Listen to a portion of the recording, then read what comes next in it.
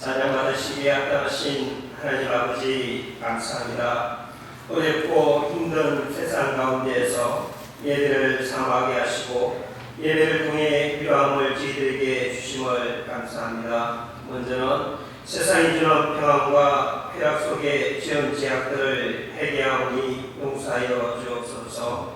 보이지 않는 질병으로 고통받고 두려움에 떨고 있는 저희들에게 두려워하지 말라. 내가 너와 함께함이라. 놀라지 마라. 내가 내 하나님이 되니라. 내가 너를 굳세게 하리라. 참으로 너를 도와주리라 하였습니다. 보이지 않는 그 어떤 것보다 강하고 위대하신 하나님을 두려워하며 떨리는 마음으로 회개하는 대한민국이 되게 하여 주옵소서. 1907년 평양대 보험운동을 통하여 역사하셨던 하나님, 30여 년 전 남양교회가 보험하였던 그 이상의 보험을 저희들에게 허락하여 주옵소서. 하나님의 인격을 닮아가며 예수님의 사랑이 충만한 교회가 되게 하옵소서. 서로를 위해 중보하는 성령이 역사하는 남양교회가 되기를 소망합니다. 협력하여 선을 이루기를 힘쓰게 하여 주시옵소서. 변덕스러운 날씨 가운데 육신이 견디지 않게 강건함을 주시옵기를 원합니다. 치료를 위해서 병원이나 집에 있는 믿음의 근석들이 있습니다. 위로하여 주시고 참 평안을 주시옵소서. 온라인을 통하여 예배드리는 믿음의 백성들에게도 근화하여 주기를 간절히 소망합니다.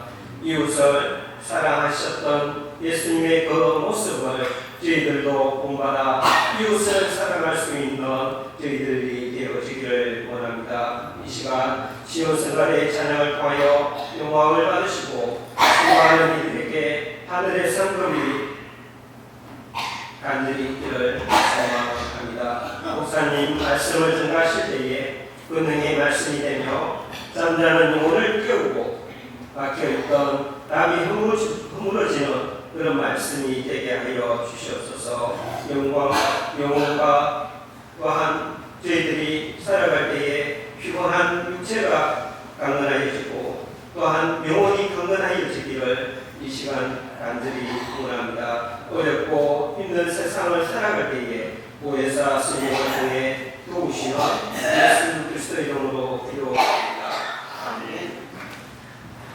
Thank you.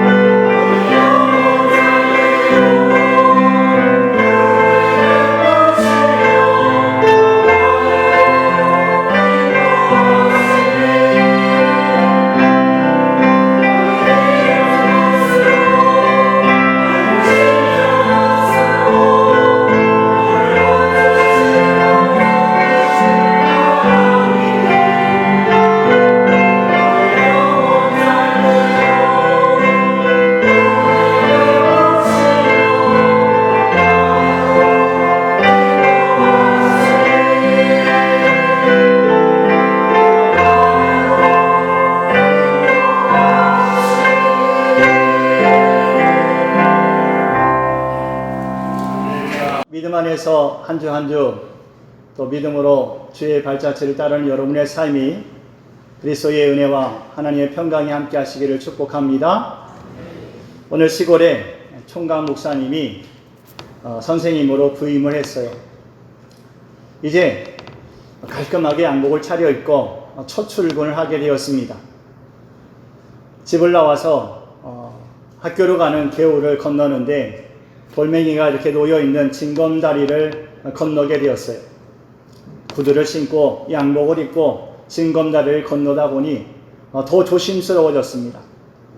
그런데 돌멩이 하나가 잘못 놓여져 있어서 그만 발을 삐끗하면서 물에 빠지고 말았어요. 첫 출근에 기분이 상했습니다. 투덜투덜하면서 집에 돌아왔는데 잠시 고향에서 아들을 보러 올라오셨던 어머니가 출근한다고 나갔던 아들이 투덜투덜하면서 돌아오는 모습을 보며 왜 돌아왔냐라고 물으셔요. 그랬더니 아들이 하소연하듯이 징검다리에 돌이 잘못 놓여져 있어서 제가 그것을 밟았다가 물에 빠지고 말았습니다. 그랬더니 어머니가 그 마음이 상한 아들을 위로하기 전에 먼저 물으시는 겁니다. 아들아, 징검다리에 돌을 바로 놓고 돌아왔느냐? 아들은 물에 빠진 것이 기분이 상하고 또 옷이 더럽혀져서 마음이 상했는데 어머니가 그것을 먼저 위로해 주지 않고 그 돌멩이를 먼저 걱정하시는 게 마음에 들지 않았어요. 어머니가 말합니다. 옷을 갈아입기 전에 다시 돌아가서 그 돌을 바로 놓고 돌아와서 옷을 갈아입도록 하여라. 아들이 아무 소리 안 하고 돌아가서 자기가 밟았던 그 돌을 다시 바르게 놓고 돌아와 옷을 갈아입고 출근을 합니다. 그 징검다리를 다시 건너면서 다시는 그 돌을 밟고 넘어질 사람이 없다는 생각을 하니까 어머니의 가르침이 얼마나 옳은 것인지 깨달았어요. 당장은 내가 옷이 상하고 넘어진 것이 속상하지만 어머니의 그 가르침은 이 아들에게 평생에 옳은 길을 갈 수 있는 귀한 가르침이 되었던 것입니다. 여러분, 그리스도인이 지나온 길은 어떨까요? 우리가 하나님의 자녀로서 우리가 지나온 길은 어떨까요? 우리가 은혜 받고 살아가는 믿음의 사람으로 세상 사람들에게 보여지는 우리의 인생길은 어떨까요? 우리가 지나온 길을 또 누군가는 지나올 것입니다. 우리의 길을 따라오는 사람들이 먼저 간 사람들을 우리가 밟고 지나온 그 길을 보고 우리를 판단할 것입니다. 앞서간 사람들의 흔적을 따라 그 발자취를 따라 갈 때에 그 사람이 본이 되고 덕이 되고 유익이 된다면 그는 정말 그리스도인으로서 하나님의 자녀로서 잘 살아간 사람입니다. 그러나 우리의 뒤를 따르는 사람이 또 다시 우리와 똑같이 넘어지고 또 상처 입고 낙심하게 된다면 우리는 예수님을 바로 믿지 못하고 있는 것입니다. 예수 그리스도를 따라가는 우리의 믿음의 흔적들이 다른 사람에게 소망이 되어야 할 줄 믿습니다. 그들이 우리의 발자취로 인하여 감사하고 고마워하는 그런 믿음의 삶이 되어야 할 줄 믿습니다. 우리가 누구든지 다 한평생 조용히 왔다가 살아갈 인생이고 또 그렇게 조용히 사라져갈 인생이지만 누군가 우리의 발자취를 따라온다면 우리는 그들에게 부끄러움이 없는 삶의 모습이 되어야 할 줄을 믿습니다. 제가 존경하는 목사님 중에 서울 정릉교회에 한희철 목사님이 계십니다. 그분이 쓴 글 중에 이런 글이 있어요. 제목이 어머니는 살아서 서푼 죽어서 만냥이다. 제목이 조금 서글픕니다. 어머니는 살아서 서푼 죽어서 만냥. 그 내용이 이렇습니다. 일부분을 읽어드리겠습니다. 삶이 우리를 가르치는 방법 중에 하나로 뒤늦은 깨달음이란 게 있지 싶다. 깨닫긴 깨닫는데 뒤늦은 후회를 하면서 깨닫는 것이다. 건강을 잃어버린 뒤에야 건강의 소중함을 깨닫고, 작은 오해로 친구를 잃은 뒤에야 친구의 고마움을 깨닫고, 사소한 일로 사랑하는 이와 헤어진 뒤에야 사랑의 의미를 깨닫는 것, 그게 우리들의 삶이다. 물고기가 맨 마지막으로 보는 것이 물이다 라는 말이 있다. 물에서 태어나 물에서 지낸 물고기가 죽을 때가 되어서야 물의 의미를 깨닫게 된다는 것이니, 어찌 그것이 물고기 이야기일까? 바로 우리들의 이야기인 셈이다. 맙소사, 죽는 순간에 이르러서야 이제까지 한 번도 제대로 살지 못했다는 것을 깨닫게 되다니, 서로의 말에 고개를 끄덕이게 된다. 잃어버린 뒤에 소중함을 깨닫는 것 중에 부모님의 소중함도 있다. 어머니를 두고 살아서는 서푼이요 죽어서는 만냥이라는 말이 눈물겹다. 서푼에 지나지 않을 만큼 초라하게 보였던 어머니의 모습은 사랑이었다. 불편함을 불편하지 않게 생각하셨던 자식의 사랑 때문이었다. 시간이 흘러 어머니의 모습이 서푼이 아니라 만냥이었음을, 만냥이 아니라 세상의 무엇과도 비교할 수 없는 사랑이었음을 깨달을 때쯤 어머니는 이 땅을 떠나시고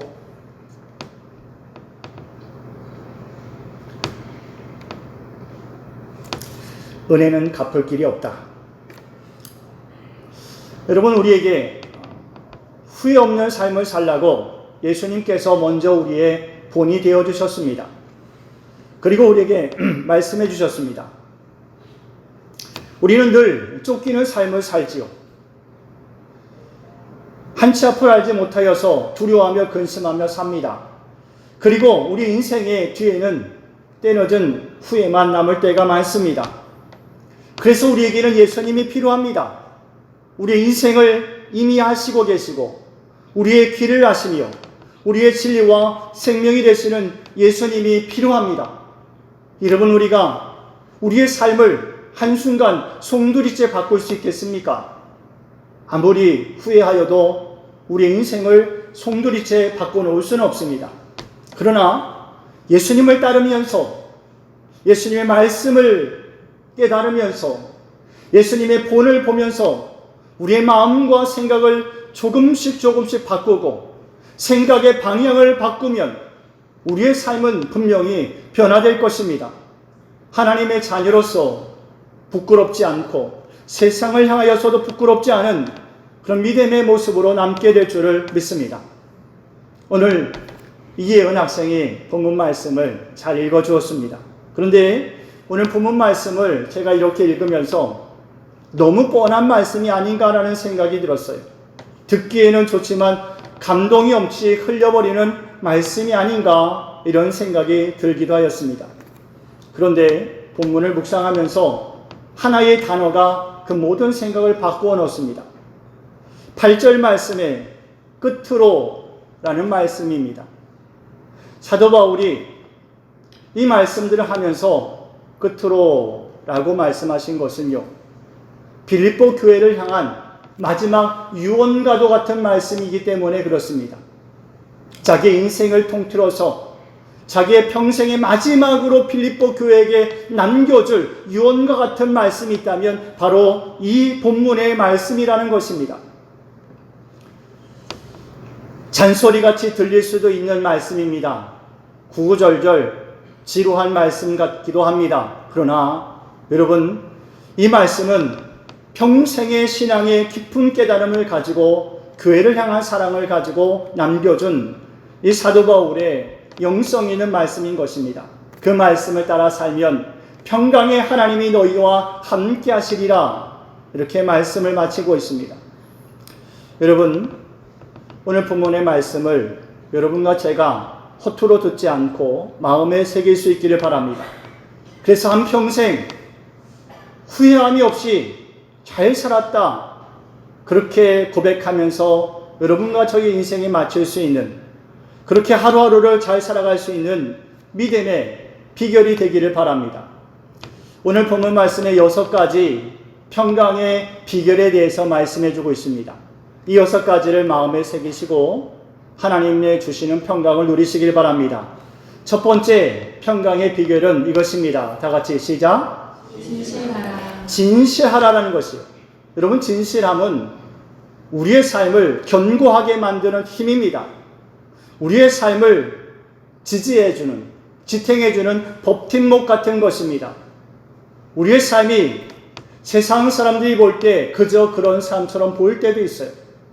남들이 인정해주지 않는 삶 같아서 그냥 그저 그런 인생처럼 보일 수 있습니다. 그러나 아무 보잘것없는 인생일지라도 진실하면 그 인생은 무너지지 않습니다. 견고합니다. 담대할 수 있습니다. 세상을 호령하며 아무것도 무서운 것이 없이 살아가던 사람들이 갑자기 그 인생이 무너지고 낭패를 당하는 모습들을 볼 때가 있습니다. 무엇이 문제일까요? 진실함을 잃어버릴 때 그 인생이 무너져 버리는 것입니다. 진실함이란 자기 자신과 하나님과 이웃에게 거짓 없는 마음, 선한 마음을 갖는 것이 진실함입니다. 사람이 다 누구나 연약함이 있어요. 부족함이 있습니다. 실수가 있습니다. 잘못 행할 때가 있습니다. 그러나 진실한 사람은 무너지지 않습니다. 진실한 사람은 이해를 받고 용서를 받습니다. 진실함으로 하나님께 나아가는 사람은 하나님께서 그를 의롭다 하시고, 거짓으로 자기의 오류와 실패와 또 잘못을 감추는 사람은 두려운 인생을 살 수밖에 없어요. 그것이 드러날까 봐 평안을 잃을 수밖에 없습니다. 여러분, 하나님 앞에서 자기 자신을, 또 이웃 앞에서 자기 자신을 진실하게 지키시기를 바랍니다. 하나님의 평강이 함께 하실 줄 믿습니다. 두 번째 비결은 무엇입니까? 다 같이 시작. 경건하라. 경건하라. 영어 성경을 보니까 너블이라 되어 있어요. 너블. 고귀하다라는 뜻이에요. 경건은 고귀한 것이. 고귀함은 스스로 만들어내는 것이 아닙니다. 고귀함은 남들이 나를 평가해서 저 사람은 고귀하다라고 평가해 줄 때 그것이 바로 가치 있는 고귀함이 되는 것입니다. 남들이 인정하지 않는데 자기 혼자 고결하다고 생각하는 것은 경건이 아니에요. 그래서 여러분, 경건은 흉내낼 수 있는 것이 아닙니다. 경건은 모방할 수 있는 일이 아닙니다. 경건은 우리의 깊은 신앙에 진실함에서 나오는 것이 경건입니다. 하나님을 향한 믿음의 자세가 우리의 삶의 말과 행실과 마음과 생각에서 드러날 때에 그것이 경건이 되는 것입니다. 제가 남들은 그래요. 목소리가 목사님 참 좋습니다. 그런데 저는 제 목소리가 좋게 느껴지지 않아요. 때로는 너무 가볍게 들릴 때가 있고, 그래서 조금 저음이 할렐루야 이런 좀 저음이 있었으면 좋겠다 생각될 때가 있어요. 그러나 여러분, 목소리를 굳게 낸다고 경건한 것은 아닙니다. 목소리가 그럴듯하게 듣기 좋다고 해서 경건한 것은 아닙니다. 경건한 것은 그리스도의 십자가의 은혜부터 우리에게 흘러나와 우리의 삶의 모든 것이 충만할 때에, 그 은혜가 충만하여 우리가 그 안에서 호흡하며 살아갈 때에 그는 경건해질 수 있는 것입니다. 자기를 세상의 더러운 것으로부터 지켜낼 줄 아는 것, 그것이 경건입니다. 어느 날 어느 묵뚝뚝한 한 집사님이 저에게 뜬금없이 수줍은 고백을 합니다. 목사님, 이제 아침 이슬을 끊었습니다. 이런 고백을 해요. 이제는 어디 가든지 음료수를 마십니다. 왜 이런 고백을 저에게 하느냐? 처음 저를 만났을 때에, 저희 교회에 오셨을 때에 잔치집에 들렀다 오셨어요. 잔치집에서 한 잔 거나하게 드시고 술이 아주 기분 좋게 취하셨어요. 그래서 교회에 찾아오셨어요.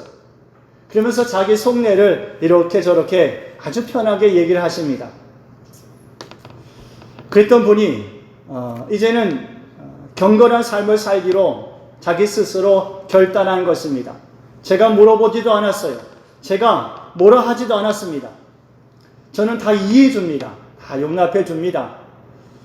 그것이 옳고 그름을 제가 스스로 판단하지 않습니다. 하나님이 그 마음에 그 믿음의 무게를 재어 보심에 다 그 수준에 맞게 판단하실 것인데 목사가 뭘 판단하겠습니까? 그런데 저에게 그렇게 말하는 것입니다. 목사님, 이제는 그렇게 살지 않기로 결단했습니다. 여러분, 경건이라는 단어를 어디 쓸까요?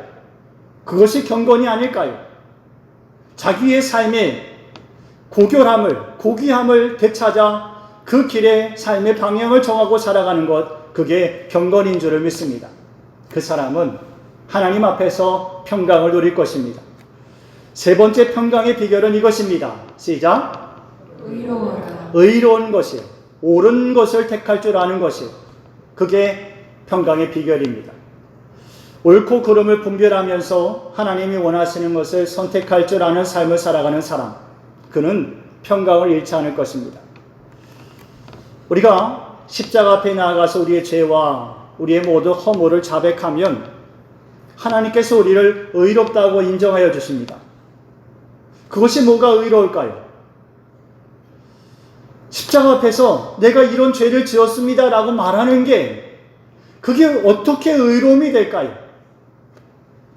여러분, 우리가 세상에서 죄 가운데 살지만, 우리의 많은 허물의 짐을 지고 살지만, 그것이 옳지 않음을 알고 그것이 허물임을 알고 하나님 앞에 나아갈 때에 하나님께서는 그 모습을, 그 판단을, 그것을 옳다 여겨주시고 옳을 의자를 쓰셔서 의롭다 인정하여 주시는 것입니다.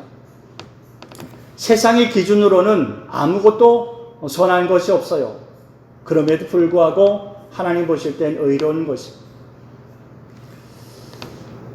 예수님께서 돌아온 탕자에 대한 말씀을 해주셨습니다.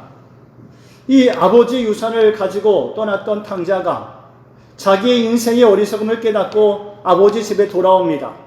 그런데 아버지는 아무것도 묻지 않아요. 그 아들을 반갑게 맞이하며 품에 안아주며 깨끗이 씻어서 금반지를 끼워주고 새 옷, 새 똥옷을 입히며 새 신발을 신겨줍니다. 여러분, 그가 무엇을 잘하였습니까? 아무것도 잘한 것이 없습니다. 그저 자기 인생의 허무함을 깨닫고 자기 어리석음을 깨닫고 아버지 집에 돌아왔을 뿐입니다. 아버지가 볼 때는 그게 의로운 거예요. 자기의 어리석음을 깨닫고 하나님 앞에 돌아서는 것, 그게 옳은 것입니다. 하나님 앞에 날마다 돌아서는 여러분들 되시길 바랍니다. 내가 또 잘못했구나. 내가 또 부족하구나. 하나님 앞에 엎드려서 다시 마음을 새롭게 하고 십자가를 붙드는 것, 그게 하나님 앞에 의로운 것이고요. 그 심령은 평강의 하나님을 만나게 될 줄을 믿습니다. 네 번째 평강의 비결은 이것입니다. 시작. 정결하라. 정결하라. 다른 번역 성경을 보니까 순결함, 거룩함이라고 번역이 되어 있습니다. 예수님을 믿은 후에도 여러분, 우리가 똑같은 삶을 살아갈 수밖에 없습니다. 그러나 여러분, 예수님 믿음 후에 똑같은 삶의 자리에서 살아갈지라도 이제는 예전과 똑같은 사람은 아닌 것이 달라진 변화된 삶을 살아갑니다. 예전에는 죄를 지었지만 이제는 순결한 마음을 지키면서 살아가요. 여러분, 오늘날 우리가 살아가는 이 시대는 참 정결함을 지키기가 어려운 시대입니다. 저도 설교 준비를 하면서 인터넷 어느 성경 사이트를 잘 이용합니다. 그런데 그 인터넷 성경 사이트에 위아래 광고가 나와요. 참 민망한 광고가 많이 나옵니다.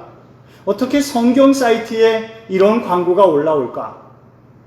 세상 사람들한테는요, 우리가 필요한 것을 제공하지만 사실은 거룩을 제공하는 것이 아니라 사람을 미혹하고 넘어뜨리려 하는 일들을 인해서 돈벌이를 하는 것뿐입니다.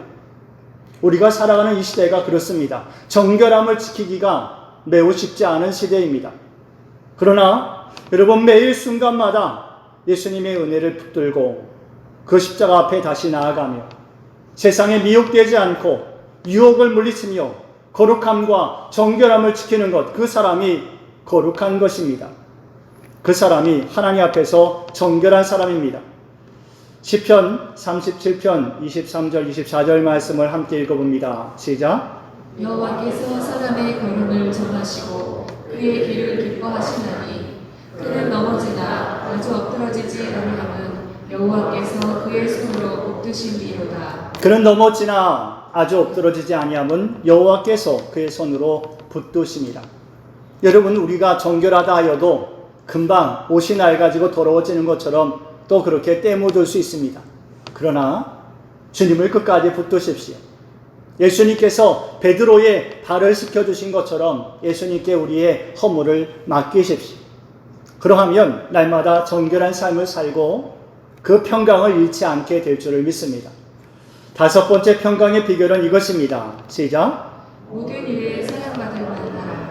모든 일에 사랑받을 만하라. 시편 127편 2절입니다. 시작. 주는 자에게는 잠을 주시느니라. 하나님의 사랑을 받는 사람, 그는 평안히 잠을 잘 것이에요. 근심하고 하나님의 사랑이 자기에게 없는 것 같아서 아무리 고민하고 염려하여도 하나님이 자기를 도울 것 같지 않아서 근심하면 어찌 평안히 잠이 오겠습니까? 그러나 하나님의 사랑을 입은 사람은요, 그 품 안에 거하기에 평안히 잠드는 줄을 믿습니다. 목사님, 어떻게 해야 하나님을 사랑하는 걸까요? 물을 수 있습니다. 또 물어야 합니다. 하나님을 사랑하라, 내 이웃을 사랑하라 라는 말씀을 들으면서도 우리는 어떻게 하는 것을 사랑하는 것인지 잘 생각지 않고 살아갈 때가 많습니다. 사랑이 무엇냐고 물으신다면 저는 잠언 8장 17절이라 대답하겠습니다. 다 같이 시작. 나를 사랑하는 자들이 나의 사랑을 입으며 나를 간절히 찾는 자가 나를 만날 것이니라. 시편 84편 1절과 2절입니다. 시작. 만군의 여호와여, 주의 장막이 어찌 그리 사랑스러운지요. 내 영혼이 여호와의 공정을 사모하여 쇠약하며 내 마음과 육체가 살아계시는 하나님께 부르짖나이다. 목사님, 어떻게 해야 하나님을 사랑하는 것입니까? 그 말에 한마디로 대답을 해줄 수 있으면 좋겠습니다. 그러나 사랑이 어찌 한마디로 정의할 수 있겠습니까?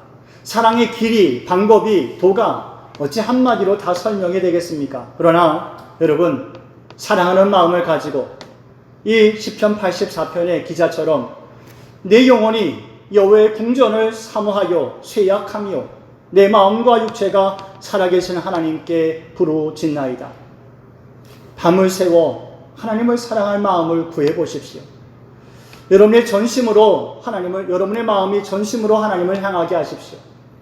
그러면 여러분, 하나님께 사랑받을 만한 사람이 되어지고 또 이웃에게도 사랑받을 만한 사람이 될 줄을 믿습니다. 사랑받을 만한 사람이 되는 것, 여러분, 그 안에 평강이 넘치게 될 줄 믿습니다. 마지막으로 여섯 번째 비결입니다. 시작. 무엇이든지 칭찬받을 만하라. 칭찬의 목적이 무엇일까요? 여러분, 우리가 선을 행하고 칭찬을 받으려는 목적을 갖고 살아간다면 그 인생은 불행합니다. 칭찬받지 못하면 마음에서 분노가 일어나요. 나는 마땅히 칭찬받을 만한 일을 했는데 왜 나는 칭찬하지 않고 저 사람만 칭찬하는 거야? 이런 마음에 불편함이 일어납니다. 칭찬이란 무엇일까요? 칭찬이란 명예로운 것입니다. 그러나 남들에게 높임을 받으려는 목적으로 행하면 그 모습은 아름답지 않습니다. 명예롭지 않은 것이에요. 이형기 시인이 낙화라는 시가 있습니다. 여러분 다 한 번쯤은 읊어보셨을 것이에요. 가야 할 때가 언제인가를 분명히 알고 가는 이의 뒷모습은 얼마나 아름다운가. 봄 한철 격정을 인내한 나의 사랑은 지고 있다. 분분한 낙화, 결벌이 이룩하는 축복에 쌓여 지금은 가야 할 때, 온갖 풍파를 이기고 소리 없이 꽃을 피워서 사람들에게 그 아름다움을 보였다가 이제 질 때는 그 꽃잎을 흩날리며 또 이름 없이 사라져가는 그 꽃의 모습이, 그 꽃의 뒷모습이 아름다운 것이 아니겠습니까? 하나님의 자녀들은 그러해야 합니다. 선을 행하고 그 영광을 자신의 것으로 누리려 하면 불행합니다. 그러나 오히려 자기 자신을 내어주고 흩날리는 꽃잎처럼 이름 없이 사라져갈 때에 하나님 그 뒷모습은 눈물 겹도록 아름다운 것입니다. 낮은 자리에서 이름 없이 빛도 없이 행하십시오. 그러면 여러분 우리의 삶이 칭찬받을 만한 삶이 되고 하나님의 평강이 임하게 될 줄을 믿습니다. 결론의 말씀을 드리겠습니다. 오늘 사도 바울은 이렇게 말해요. 무슨 덕이 있든지 무슨 기름이 있든지 이런 것들을 생각하라. 무슨 말씀이냐면 어떤 일들을 통해서 사람들이 우리에게 찬사를 보낼 때, 사람들이 우리를 명예롭게 생각할 때에 그 자리에서 그 칭찬을 받고 그 명예로움을 그냥 넙죽넙죽 받아 마땅하게 생각하지 말라라는 것이, 오히려 사람들의 칭찬과 사람들의 찬사를 받을 때에 나는 정말 하나님 앞에서 칭찬받을 만했는가? 나는 진실했는가? 나는 경건했는가? 나는 의로운 것을 선택하였는가? 나는 정결하였는가? 나는 사람들에게 정말 사랑받고 칭찬받을 만한 그런 일을 행했는가? 생각해 보라는 것입니다. 그래야 사람들에게 칭찬을 받고 사랑을 받을 때에 하나님 앞에서도 부끄럽지 않아서 그 평강이 온전히 임하게 된다는 말씀입니다. 여러분, 여러분에게 평강의 하나님이 늘 함께 하시길 바랍니다. 이 평강의 비결들을 잊지 마십시오. 민수기 6장 24절, 27절 말씀 우리 함께 읽어보겠습니다. 시작. 여호와는 내게 복을 주시고 너를 지키시기를 원하며 여호와는 그의 얼굴을 내게 비추사 은혜 베푸시기를 원하며 여호와는 그의 얼굴을 내게로 향하여 드사 평강 주시기를 원하노라 할지니라 하라. 그들은 이같이 내 이름으로 이스라엘 자손에게 축복할지니 내가 그들에게 복을 주리라. 아멘. 하나님은 우리에게 평강 주시기를 원하십니다. 여러분, 하나님 앞에서 진실함과 경건함과 의로움과 또 정결함과 사랑과 칭찬받을 만한 믿음의 삶을 사시고 평강의 하나님이 여러분의 삶에 늘 함께 하시기를 축원합니다. 기도드리겠습니다. 우리 시간 같이 기도할 때에요, 하나님 내게 주님이 주시는 평강을 누리는 삶을 살게 하여 주시옵소서. 주님이 없이 누리는 평강이 아니라 예수 그리스도 안에서 누리는 평강이 늘 끊임없이 나의 심령의 삶에 충만하게 해주시옵소서. 진실과 경건과 의를 행하며 정결함과 사랑과 칭찬받을 만한 믿음의 삶을 살아가게 해주시옵소서. 사람에게 인정받고 칭찬받을 목적이 아닌 순수하고 정직한 신앙으로 행함으로 평강의 하나님이 주시는 은총을 누리게 하여 주시옵소서. 하나님 나라와 민족이 온 세상이 두려워하고 근심할 때에 하나님 저희들 평강의 하나님의 은총을 누리게 하여 주시옵소서. 우리 다 함께 주여 한번 부르짖고 기도하겠습니다.